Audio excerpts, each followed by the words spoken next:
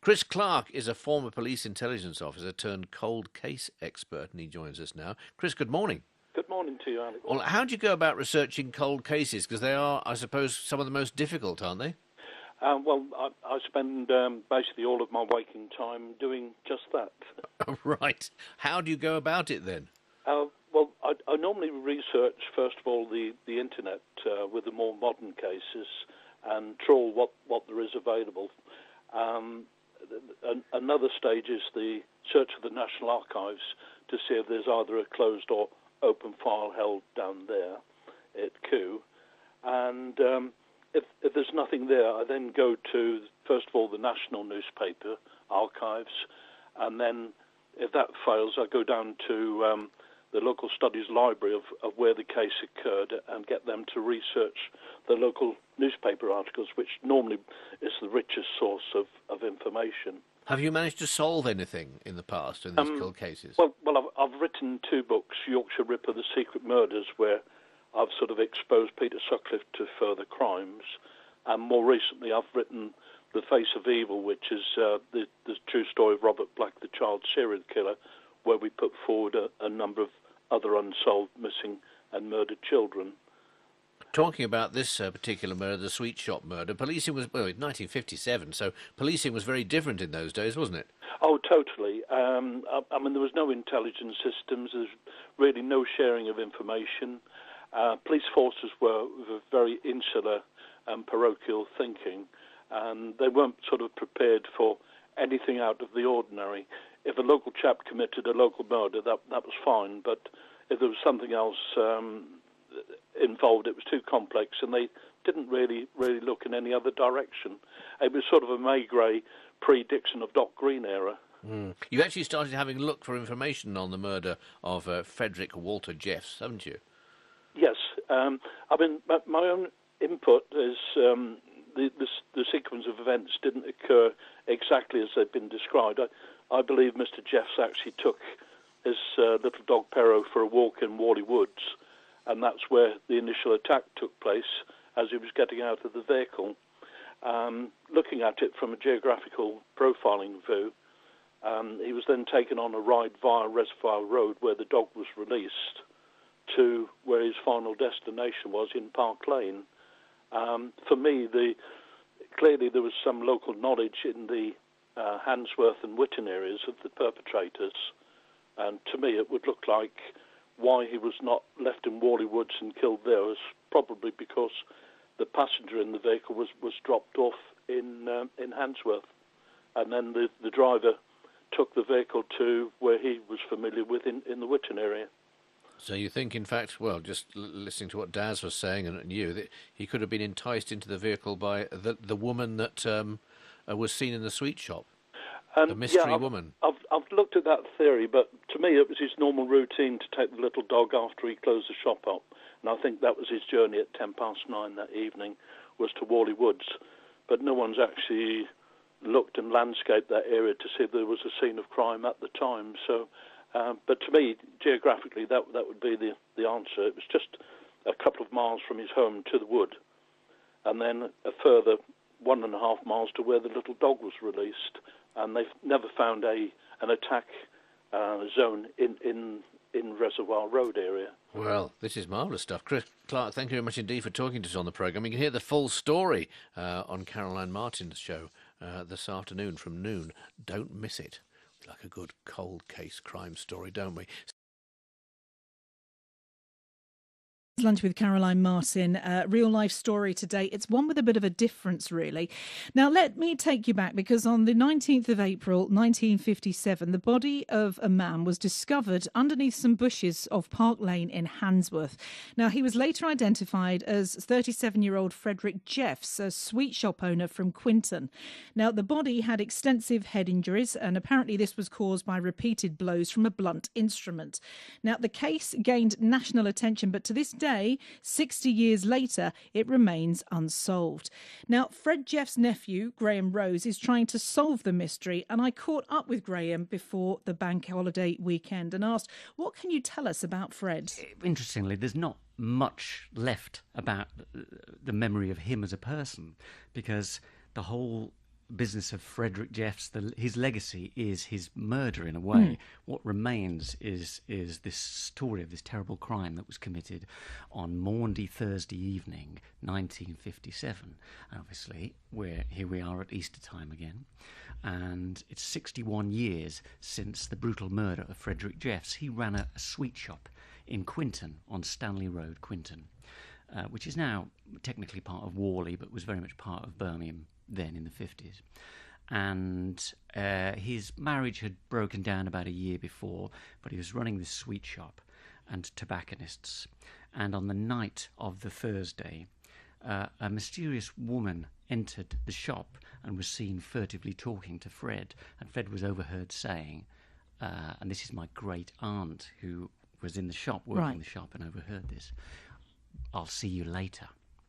Now, the true identity of this woman wasn't ever discovered, but what later transpired is that his van was found abandoned in Witton in the early hours of Good Friday, and his body was discovered in a shallow grave at Sandwell Valley, a place that I've since learned has been known as the Wasson by older members of the community.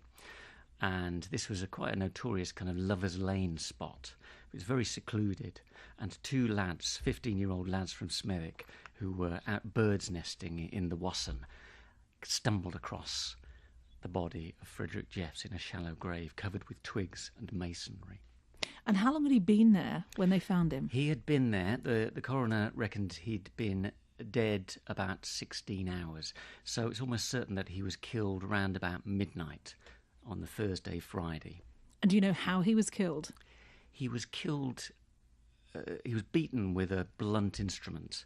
The police could never track down the exact instrument, but they said it was an irregular object, and they reckoned he was killed outside his van. He had an A30 van, which he used for work, and he was killed on the front wing of, or certainly the attack happened there, and there was blood was splattered across the windscreen and the bonnet.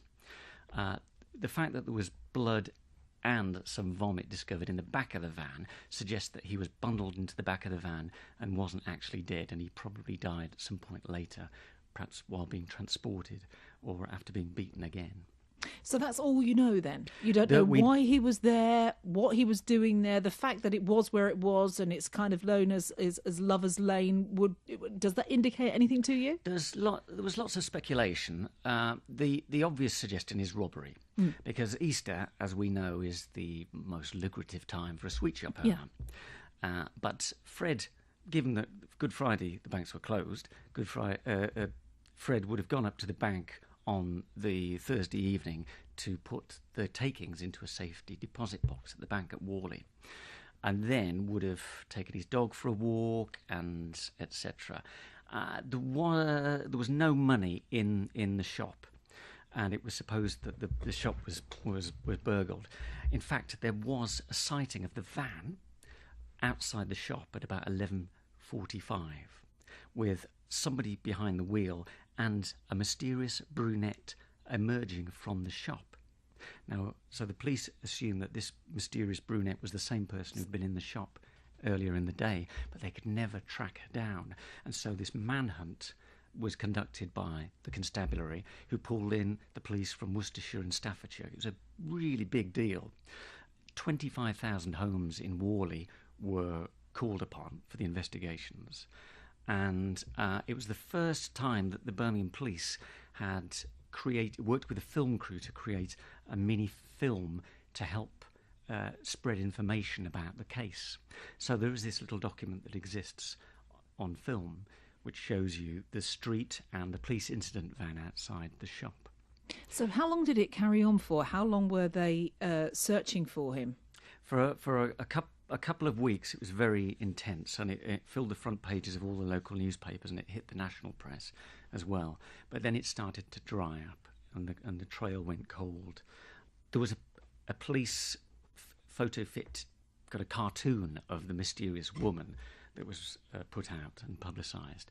And interestingly enough, a film star of the late 50s who had West Midlands connections was woken by police in the middle of the night. Her name was Valerie Gaunt. I think she'd appeared in Dracula movies.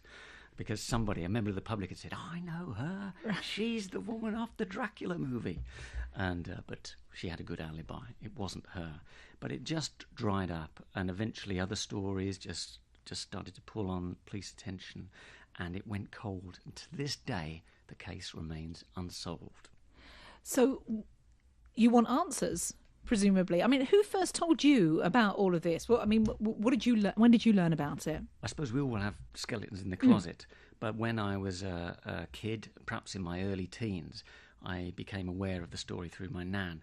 Now, I think my nan was pretty guarded about stuff, and it wasn't public knowledge, and I think for that generation, they just wanted to keep it quiet, really. It was a bad thing that had happened and better left and ignored. But of course, with a kind of creative brain and a theatre mentality, I wanted to make a story of this. And for the last 30 years, I've wanted to do something with it.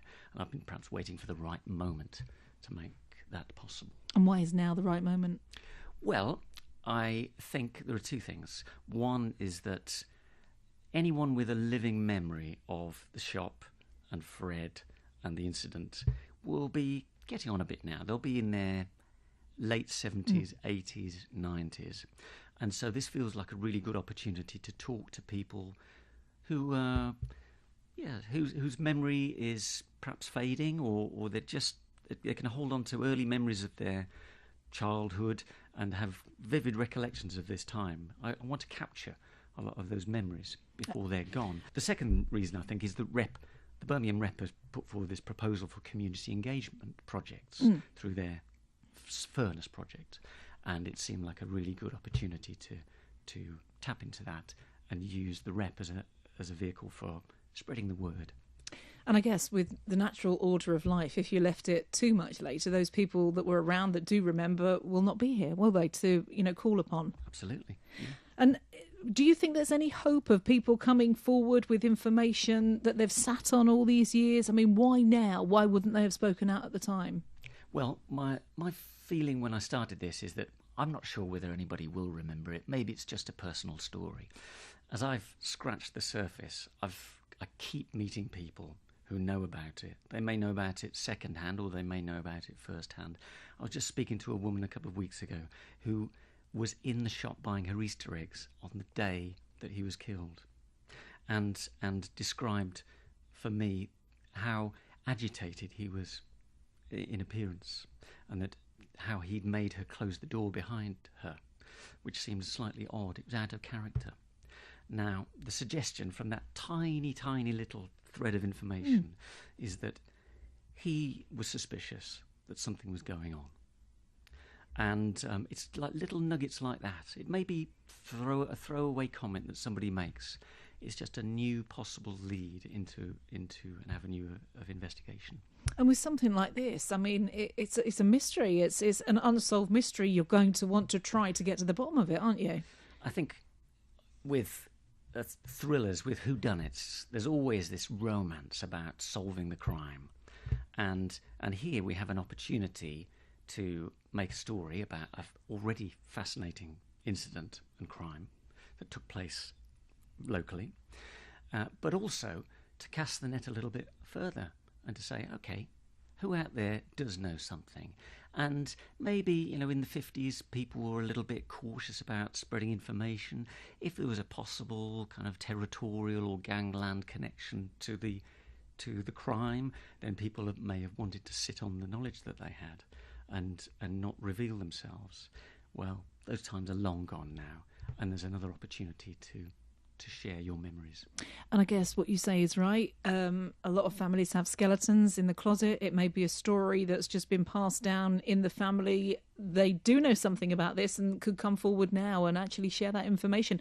Because as you piece it all together, it may take you off at different tangents. Who knows where you're going to end up? But it's good to have every snippet, isn't it? Exactly. And actually, you find that the stories that people make up in the absence of fact are as interesting in some ways. Because for what you don't know, somebody fills in the gaps. And I've got several stories about, it happened here. It happened in the shop. He was killed in the shop. He was killed at Worley Woods. He was killed in Langley. It's interesting. So you mentioned a possible robbery. I mean, are there any other theories that have spread over the years?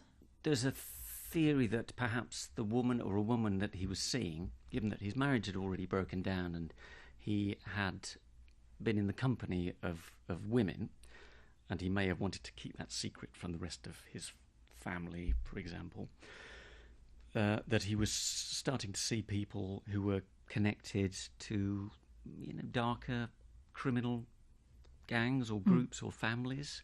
That's a possibility.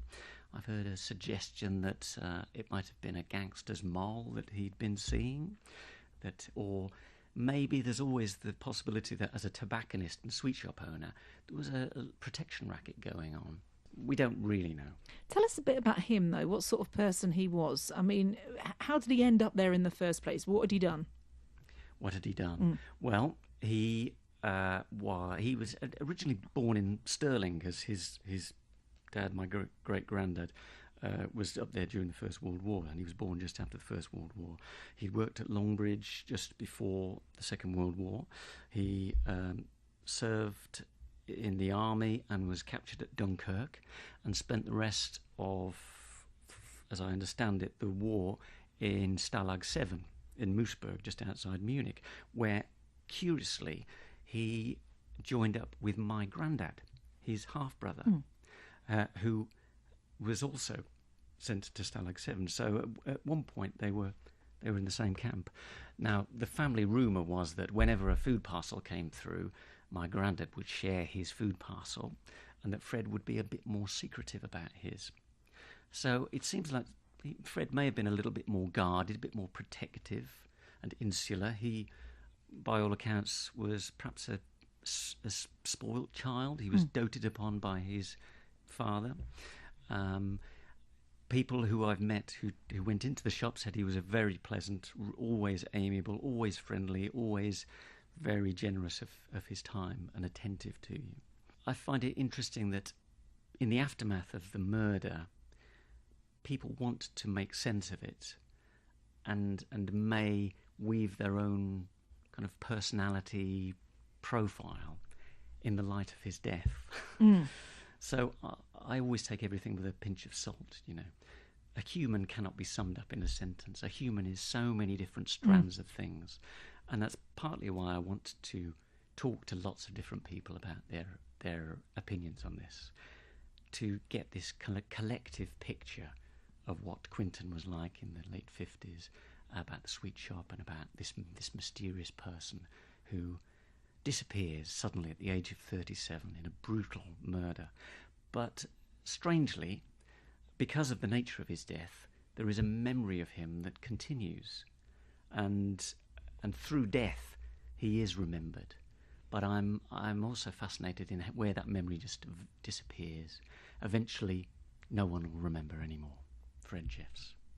So you're kind of keeping it going, talking about it now, hoping to jog people's memories, people's minds. I mean, have you had any contact with the West Midlands Police? What are they saying? Yeah, we're in connection at the moment. We're trying. It's difficult at the moment. They haven't got.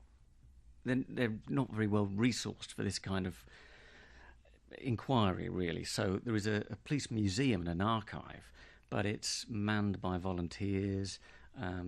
So it's difficult to get into that. But the next step for me, I think, is to really pursue the police line, because technically it's an unsolved case. It still should be open, so there still should be artefacts there somewhere in the city, lying in a box. Do you think this will ever be solved? I really hope so. But my suspicion is that perhaps it might not. It might remain a mystery. But I'd really love it for this project. The ambition would be to get people's memories and just sift through some extra new information that could keep the story alive. Can you describe the exact location of the sweet shop? I mean, where exactly was it? There is a place that was always referred to by my Nan as the Worley Odeon, which is the crossroads of West Boulevard and, or rather the Wolverhampton Road South and the Hagley Road, where Jonathan's is. And that's Whalley Road. And if you go down the hill towards the Holly Bush, about halfway down the road on the right is Stanley Road. So now that the Hagley Road is now the border between Sandwell and Birmingham. So technically it's in Sandwell. And there's a row of shops as you go up Stanley Road in the direction of Smethwick. There is a row of shops on the right. There's the PDSA on the corner, and there's a chip shop, there's an antique shop, and now, at the moment, there is a bike shop, CBC Bikes and Car Spares, and that is number 12, and that's where Jeff's had his sweets and tobacconist shop. What happened to that shop after Jeff was no more, after that happened to him? Did somebody take it over? Did it go to another family member? Did it shut down? What happened to it? It was sold off, and his estranged wife inherited the proceeds of that.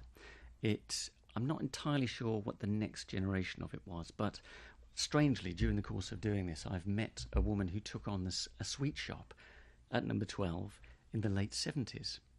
So there's a lady called Anne, and so it was a sweet shop, certainly in the late 70s.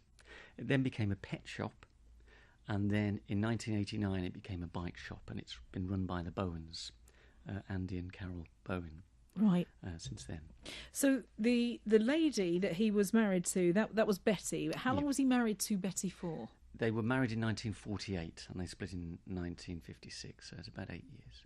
And is Betty still around? She's not. She moved away to Solihull. Right. But she died. There may be some connection over that side of town that can yield some information, but she'd left the area by that point. Right. Okay. So you really have you got your work cut out, haven't you? I have indeed. Following all these trails. How long have you been doing this for? How long have you been actually kind of like going out actively finding stories, trying to find people? I mean, since the beginning of this year, I've in earnest been talking to people and started to interview some people. I've been working with 3 libraries actually. So there's Thimble Mill Library in Smethwick, there is Bleak House Library in Whalley, and Quinbourne Library. So I've been meeting with groups there to talk about the project, and they've been enormously helpful. And they are going to provide venues for a sharing event that I conduct in July, when I'll be all the material that I've sifted through, I'll be piecing together as a little performance piece and performing at the Rep, Bleak House, Thimble Mill, and hopefully Quinbourne. So if there's anybody listening that, has a vague recollection of this and may have something, even if they just knew him, even if they'd talked to him and they wanted to get in touch with you, how do they do that? They can get in touch with me. There's my details. You could look up Fred Jeff's The Sweetshop Murder, and you'll be routed to there's a Facebook page with my information on, and phone number. I'm really happy to talk to anybody who has a memory. In particular, if anybody does remember Fred or remembers going into his shop, that would be wonderful. I just want to know who this woman was that had gone in there and, people had seen and because she seems to be key to all this. She does. And perhaps I could present you a copy of the picture. Yes, if there's an opportunity. Absolutely. I'll certainly put it on my website. Well, what we can do is we can post a link to your website, post the picture as well, because now I think we're as fascinated, not as fascinated, but we are fascinated to actually find this woman or track down anybody that has information or just to know a little bit more about Fred. I think that would, there's got to be some people out there that can still remember. There certainly are. And I'm staggered at how many people do remember it. I'm thinking, well, maybe the time's run out, but it hasn't, because there's plenty of people out there who have a very vivid memory of that time. Well, if anybody does have a vivid memory, and if anybody can give any more information, then do get into contact with us here. And as I said, I'll put a link onto Facebook a little bit later on, and let's see, if we can try. I don't know if we'll ever solve it, because, but you never know. You've got to aim high, haven't you? Exactly. You really never know who's out there with a little snippet of information that could hold the last piece of the jigsaw.